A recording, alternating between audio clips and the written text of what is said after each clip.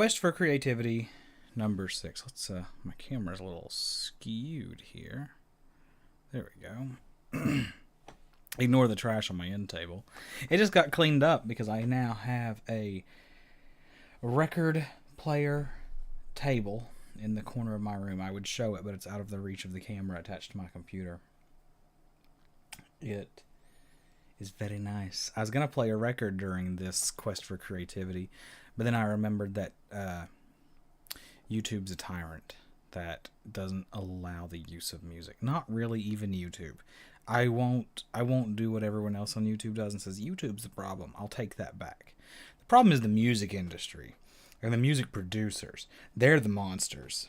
They're the ones who must be stopped. That's your hot take of the day. Not even a hot take. Very cold take. Everyone should have that take. I've had a haircut since we last spoke. And a beard cut. Custom job, baby. I did the beard myself this time. I went for something more slimming on my fattening face. Last time I had a question. Let's turn off the preview. It distracts me. Nothing has changed. Last time it was post Christmas party. I made a Quest for Creativity. I also just hope all of this is going well. I didn't test anything. I just jumped right in and said the settings look good enough to me. We could test the stream real quick while we're here.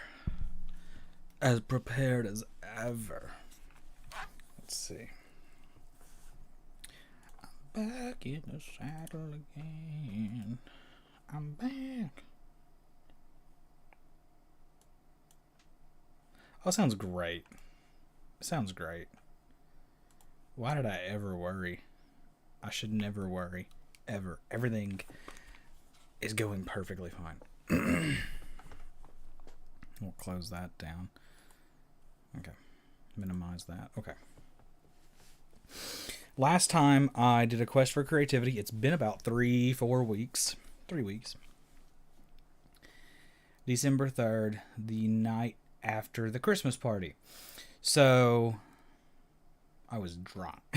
If you couldn't tell, if you'd watched that one, I was inebriated.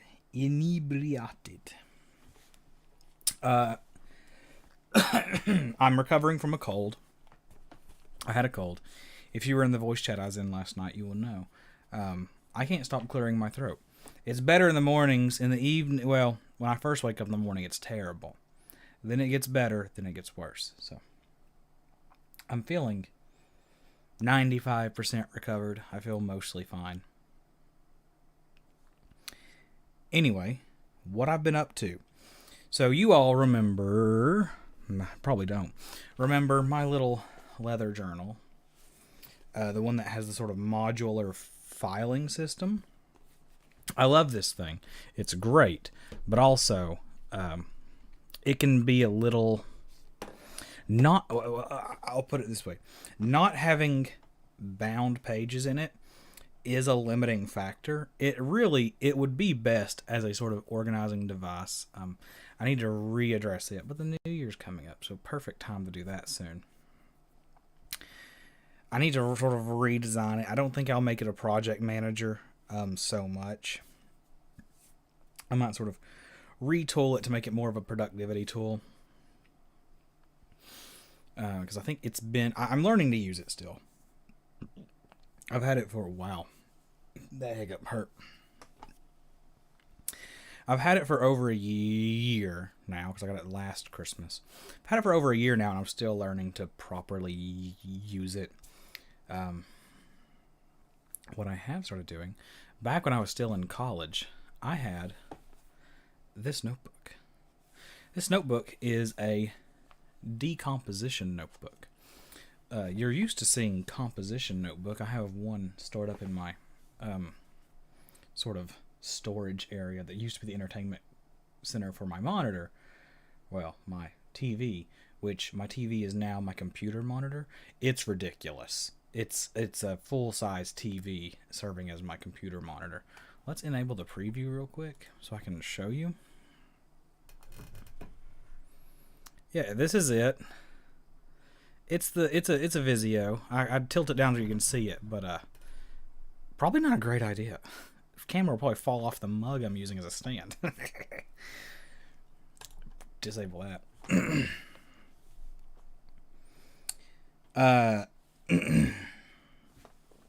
The cough's getting better. I had a cough that came on with this just because it tickles my throat. So, I started using this decomposition notebook. Decomposition notebooks are 100% post-consumer waste recycled pages. They are, it says here, made using biogas, processed chlorine-free, printed with soy ink. I'm no environmentalist. Wow, the video capture device here, which is just what I've linked this mic to run through in the system here, says I'm very loud. Like it's peaking pretty hard. I went to the red on that last one. Oh well. I'm no environmentalist, so the decomposition book is not one I'm like, oh, you're saving the environment. Because I'll be honest with you, I don't think people using decomposition notebooks is going to fix the problem. Nor do I think most green issues are going to fix the problem.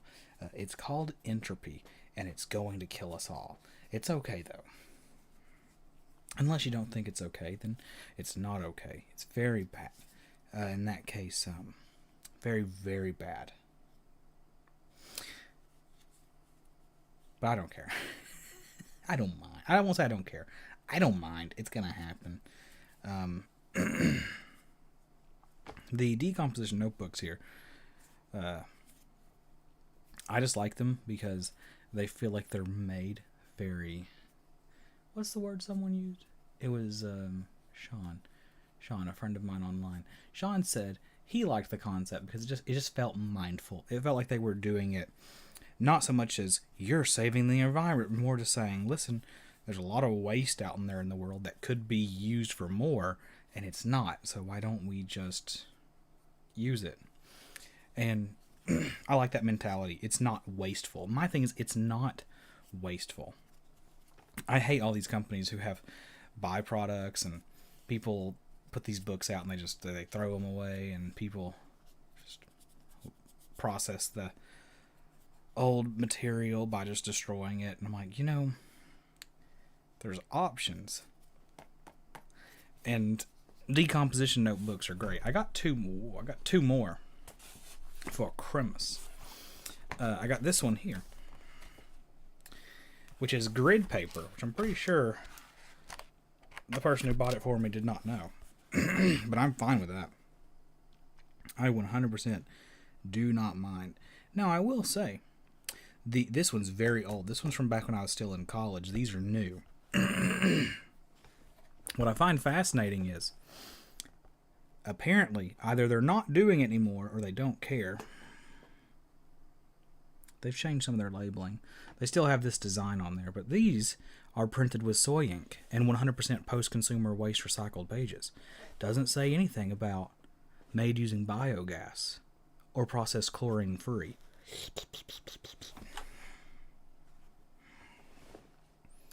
The pages do indeed look whiter. Oh no, have they put chlorine in my books? I've been using this little monstrosity lately. This is what the whole update was, and it only took me almost 10 minutes to get there. As you can tell, nothing has changed about me. Let me enable the preview again so I can just make sure I'm showing it. We'll scoot back. Okay, so if you can see it, this is labeled World Building. It also has a bunch of pins attached to the front. They're attached to the front page here. This is the cool designs that they put in there. They draw all this like by an artist. Super cool. I was only a little disappointed that the new books didn't have the same, not the same design. They have a different design, but they both have the same design. And I wanted all three of them to have a different design because these are just so cool. They have great stuff in there. And I'll just make sure I can see it. Yeah, if I hold it around here, you can see it. So I've attached those pins by drilling a few holes with a knife in the actual cover of the book. And I took a hair band that I used to use when my hair was longer. I just sort of made it into 3 loops and put my pins through. I'm gonna change this design because I do have to take all the pins out when I use it to lay it flat, and it does make a little ridge that you can feel decently well through the book. You can feel it almost all the way through before it becomes dampened enough by the number of pages to not be a problem. I think next time I might just put a loop here and a loop here, so whenever I fold the book over, the bumps are in the margin that I don't write in. That I don't write in anyway. Well, sometimes I make little pictures, but that's okay. So this has been my new, like, creative medium, this has been my creative space fundamentally. It's really interesting. I've sort of stumbled upon this enantiodroma with my creative process, whereas the Everbook was supposed to be super organized, super productive, and categorized, and it let me be more productive with my creativity. I noticed the more I used it, my creativity started to slow down and get more sluggish. It's still not fast. I'm a slow creator. I have a glacial pace when it comes to creating literally anything. But this has made the struggle more bearable. This thing was old. It was from college, like I've said 3 times now. So I didn't really care how I treated it. I've got like tape over this because I knew it would like smudge this off. So I just like taped it. Taped part of where it was like falling apart. I used perfectly clear tape so you can't even tell. But I drilled the holes in the front to put the pins on there as a pin holder. Taped this seam up here where I had like cut the pages out from when I was in college. I had only used like 7 pages of it for college work, and I cut them out. And because I hated my notebooks. I treated them like a sacred thing. I was like, oh, my notebooks need to be dedicated to one purpose. And that's why I have so many notebooks and things out there just floating around my space that are only 10, 20, 30% filled. Maybe some of them 50% filled before they sort of served their purpose and I got over it. Because I was unwilling to sort of continue on in the book with my ideas and things radically changing so much. But this is just my general world building book. So I am just like throwing ideas at it constantly. It's like more of a brainstorming book. But I've got 2 more now, so when I start them, I can rename them. But now that I stopped caring about it, so I started kind of what I would have considered mistreating it. So I drilled the holes in the front, put the pins on there. I started writing. I just dated stuff as I went, so I'll just give you guys a little flip through and I'll just walk through some things. Started like trying to design like adventure hooks for like tabletop role-playing games. Just started world building, throwing around ideas, seeing what would stick, drawing pictures of stuff that made me think about what the world should be laid out like. Culture. I'm seeing like references to different like real life cultures to sort of throw at these different groups. Throwing some fantasy races at them to see if there's any sort of analogs. I spilt stuff on this page. It was when we were doing breakfast one morning. Started trying to like talk about some of the histories of particular places, talking about the perception of time, like polychronic, monochronic, cyclic, or cyclic, yeah, cyclic. I started drawing some diagrams of like maybe this is like the general shape of the plant of the continents that I want. Started like giving some like code names and aligning them more closely with some of those different cultures just to see what sort of amalgamation they were. Talking about like the space and shit is what that says. I don't know if it can be read. You can't really read in the pages. I'm just using it as a guide as I walk through my quick processes. But like talking about the sort of physics of the world that we're in and how it changes things. Now this is fun.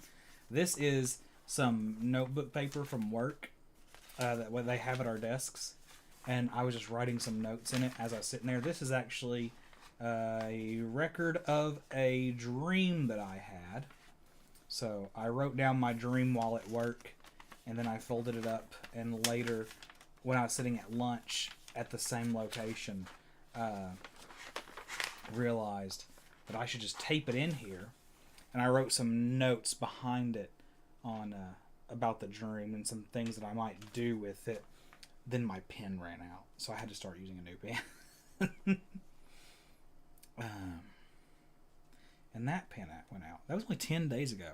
So apparently, my pens last about 10 days.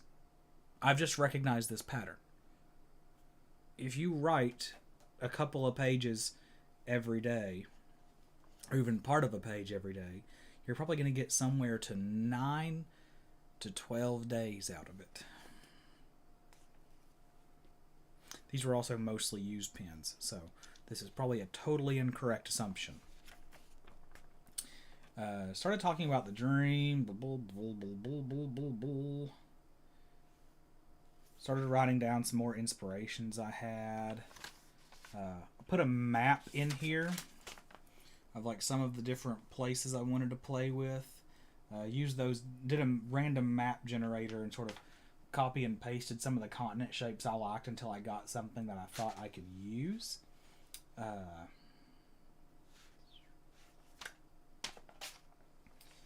Started like talking about themes. This opens up and I can see more about designing a hook, judging on the geography, and I'm still trying to figure out how to really dig in here.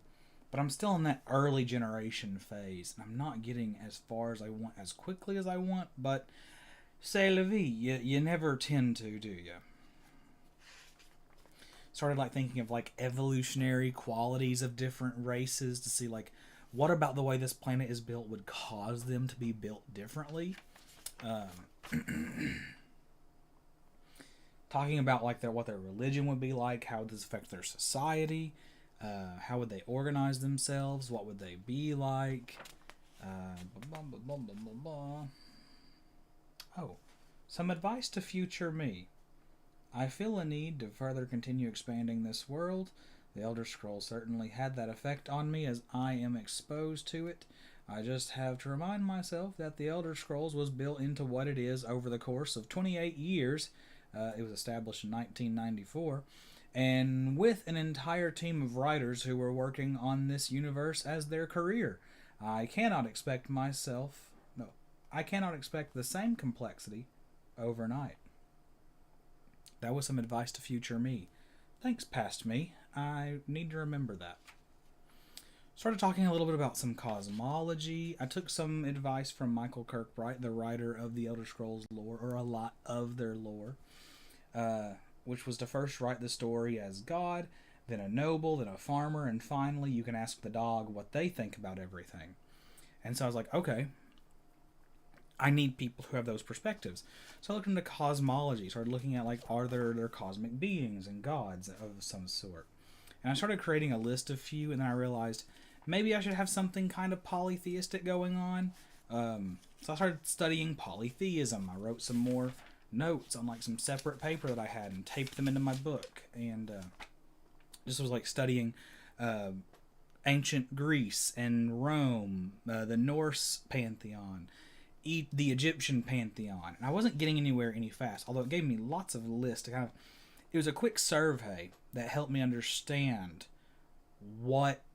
how polytheism generally can form and the sort of different paths it can take. This video is getting pretty long, but 2 of my friends last night said I need to make more of these. So here's me getting back into it, and you're getting a lot out of it, I decided. Well, probably not. I had some to-do lists on. I want to read through Grimm's Fairy Tales. I need to read through Grimm's Fairy Tales. Oh, sweet son of a gun. I forgot about Notes from Earth, or Letters from the Earth by Mark Twain. I'm borrowing that from someone and I haven't touched it. Won't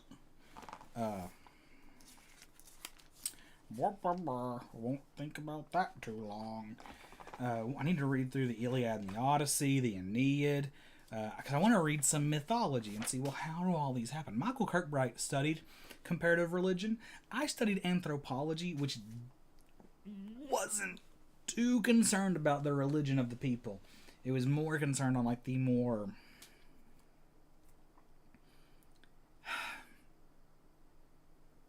it was of course a little concerned, but not as much as a lot of other religions or other disciplines were. It's mostly concerned with like how they lived and what went on where they lived, how did they culturally organize themselves, and so on.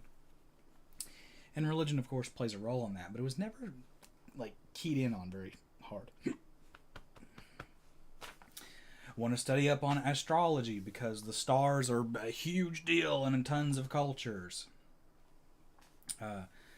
Collect a survey of creation myths, apocalyptic literatures. Look at some of the hero myths, and I don't mean like that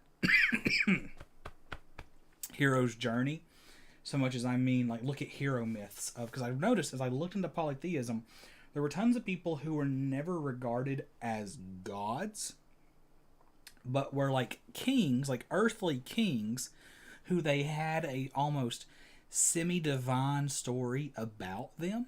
They were never regarded as a god, but they were regarded as like what the most common term that was thrown around was heroes.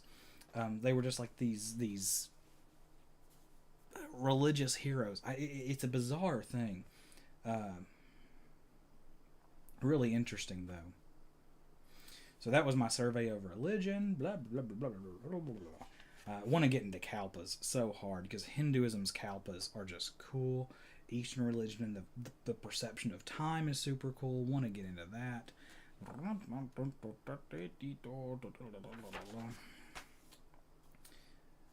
Oh yeah, I had another dream.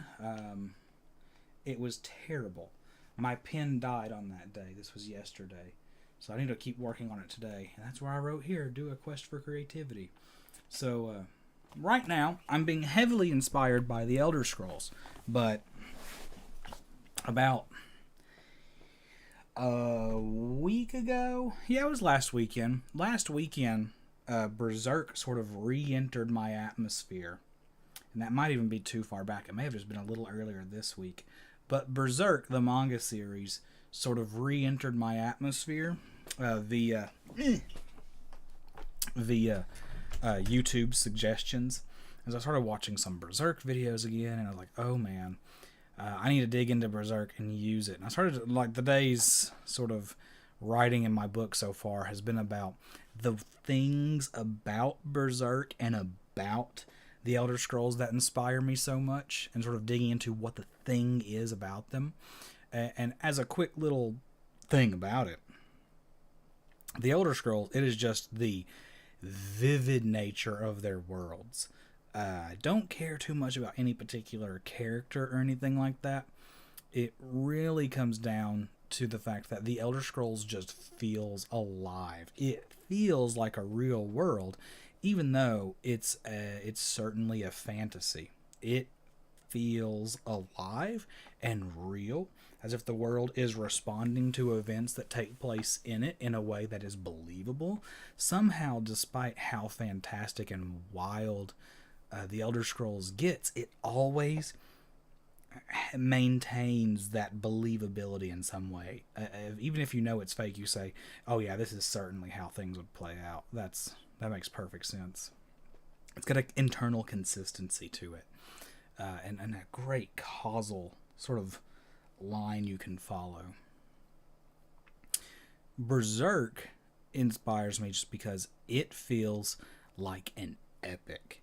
The Elder Scrolls has epic moments, but they don't strike me as much. They're just like, oh, that's a cool moment. They're like little pit stops. But man, the Berserk has the opposite side, right? Where it zooms in on this tight moment in history. It's not grand sweeping. It's really a small moment in history. It's kind of like the moment one Kalpa ends and another one starts. which I love that about Berserk. And so it zooms in on this like change to a new Kalpa, and one man's journey as being someone who's lived in the old Kalpa and is now in the new one. And it's got, the characters are so great, the storytelling is so great. It feels like a fantasy epic. Going through the story of Berserk is like going through the Epic of Gilgamesh. Like, you are, it is a modern epic. And I've known people who want to, in the past, create the modern epic, or like try to create a modern epic. But man, Berserk's doing such a good job. Berserk is so good. Kentaro Miura, rest in peace. Yeah. Yeah. Anyway, I think I'll start wrapping this up. We're over 25 minutes. I've talked enough. Don't feel like I made a lot of ground, but that is just a general update of me. I've sort of redesigned my approach to creativity. I haven't made one of these in a while, so I apologize. Things are well. Things are good. The job's still going strong. Might be having a change in position soon. It will be lower paying, but it will be much more convenient for me because I won't be traveling all over. And even though I like traveling, it is ultimately wear and tear on my vehicle long term. That's going to make my life harder. And also, waking up every morning way earlier than everybody else is miserable. I can do mornings, but I don't like to do mornings. And I might even keep my schedule the same and just have more time in the morning to do things. It would be nice. And I'd be local. I feel like it'd help me flesh out my skill set, or at least deepen it, because I'm kind of a generalist right now. Rambling about my job. No one cares. Yeah. Who knows? Maybe I'll get in this new job and they'll realize when I'm in one place, not just helping them get by, but doing day-to-day stuff, they'll be like, oh my god, he's useless. We'll see. I think that's pretty much it. I still have the art materials for the botanical illustrations, but I may not end up doing botanical illustrations. I might end up using it for just art. Just seeing Berserk is inspiring. The family archive project has also sort of fell by the wayside. I don't think I'm going to go through with it, just because I think it's a project that would ultimately not serve me so much as I hope it would serve my family. And I don't think my family really cares, which is fine. So I probably won't end up going through the archiving process. It's sort of died down. If it picks back up, I'll dig into it, but I don't know if it will. If it flares back up, it'll be a wave of energy. I'll make some progress and maybe do it. If it never flares back up again, obviously the interest is dead, and I won't care that it's never going to be done.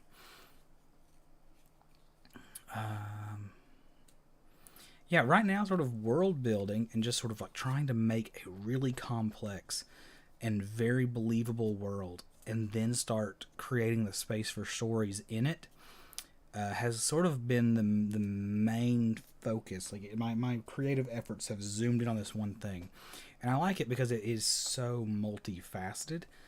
It allows my sort of scattered approach to creativity to flourish, because I'm focused but not focused. Since it's an entire world I'm building, at any moment I can change gears and go into any other element of the world I'm building, and it's all progress. Whether it's building a fantasy race, or building a whole nation, building a town, building a religion, building a cosmology, building a storyline within the world. Anything. All of it's progress. Any interest I have can be funneled into this to further flesh and build this world and make it into something kind of like the Elder Scrolls, like complex, believable, and engaging. So I'm just dedicating most of my creative energy towards that, and it's been really good. And I think the biggest thing with it so far has just been reminding myself to exercise patience. That one thing I've read from past me to future me. I'm glad I stumbled across it and was reviewing the pages again, because that's super important. Most of these great, fantastic things have had a lot of time in the pot, sort of being prepared. They've been cooking for a long time. You can't make a meal that needs to be cooked for 30 minutes in 5 minutes. You just can't do it, or you're going to burn it or screw up the recipe. And you're going to end up like 99% of the creative projects out there that people like me make, that just fall by the wayside into obscurity and no one ever really sees or cares about. Just a little personal project, because we get impatient and we just release it and we just go with it. And it's a flash in the pan that dies out as soon as it was born. To make something lasting, you got to be really patient. That's something I've sort of learned in this process, that as much, maybe even more so, really more so than just having creative passion and bursts of energy, more so it's a matter of weathering and enduring the moments where you're not having the bursts of energy, of just allowing yourself that dead space to not stress yourself out about making the thing, and then allowing yourself as a sort of concession to make something weaker. The two main things I think in creativity right now, that like, it's not 33, 33, 33. Like, it's not a third of the creative process for each of these. It's more like 40%, 40%, 20%. 20% of creativity, this is just a rough estimate, 20% of your creative endeavors. This is, I guess, something I'm learning, at least about my process. So I'll use mine, not all creative endeavors, but 20% of my creative endeavors is the generation process.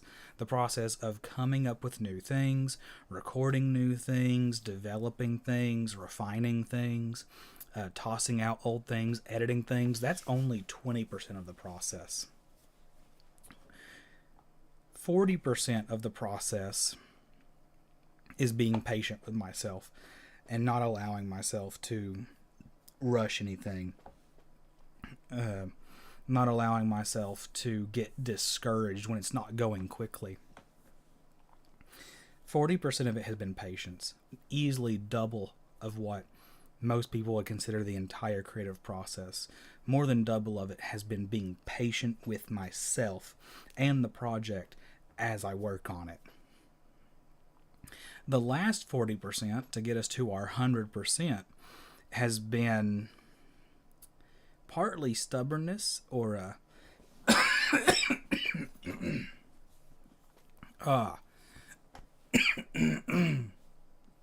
Lord have mercy. The other 40% has been, what would you call it? Not making concessions, stubborn, principle. I'm not sure what the word is. I guess the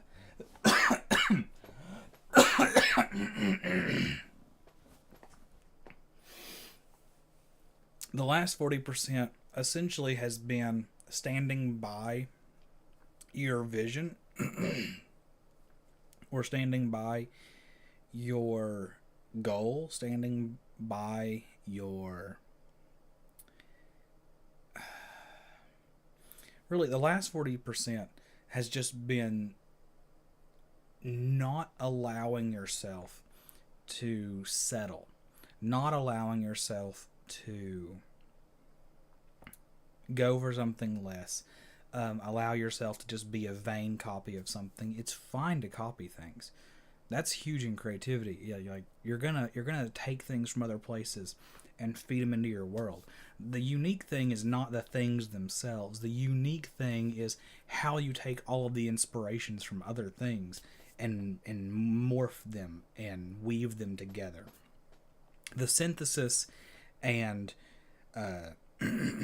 evolution of the inspirations is what makes something unique, more so than a wholly unique one idea, because you're never going to find that. It's just modulation of pre-existing things. That's what creativity is. It's not so much making a new material; it's using the material you have in an interesting way. And that's just sort of some of the things I've been learning over this process. To that 80% of the battle is being patient and being firm on what you want, and not settling for anything less. Then 20% is just actually doing the thing. 20% of just actually generating, actually morphing things. Well, that's it for me. I know it takes a minute for this to all load and catch up, so we'll do a little 5-second countdown after I say goodbye. Thank you for joining me on Quest for Creativity number 6, episode 6, installment 6, whatever you want to call it. Thanks to Perry and Seth, who both gave me some very positive feedback on doing these Quest for Creativities. You both have helped me. Well, I guess I'll use both your real names rather than one real name. Indigo and Seth, thank you both so much for the feedback and positive reinforcement to keep doing the Quest for Creativity. I hope that this is helpful like the others have been. I just have to remind myself not to do it for you guys, as much as I appreciate you inspiring me to do it again or motivating me to do it again. Because if I do it for other people, it's this whole thing, this whole Quest for Creativity, the charm of it, I think, dies. So, but it is good to know that people find them helpful and they appreciate it. So, yeah. Thank you, everybody, for watching. Hope you have a good rest of your day. And Happy New Year! It's the new year tonight. Celebrate safely. If you're going to partake in alcohol, do not think you can drive. You might as well stay where you are or find someone who can drive. Or have someone who can drive on standby. There's no shame in being drunk. There is shame in endangering your own life and the life of others. So please, for your sake and the sake of others who may have done nothing at all to deserve what could be done to them, please drive safe. Please have a good and fun, safe New Year. I'd rather you be safe than dead. And if you're gonna be dead, don't make it something like don't make it something that you have full control over. Whether or not you get in a vehicle and drive, or get in a vehicle with someone else who's driving. And if you can stay off the roads at all, do that. Stay off the roads. Anything you can do to limit the risk. This is the most dangerous day of the year, the most dangerous night of the year, in terms of operating a motor vehicle. So please be safe and practice the best drinking and traveling practices you know. That's it. Happy New Year, everyone. I'll just do the 5-second countdown so I know when to end this video. So, 5, 4, 3, 2, 1.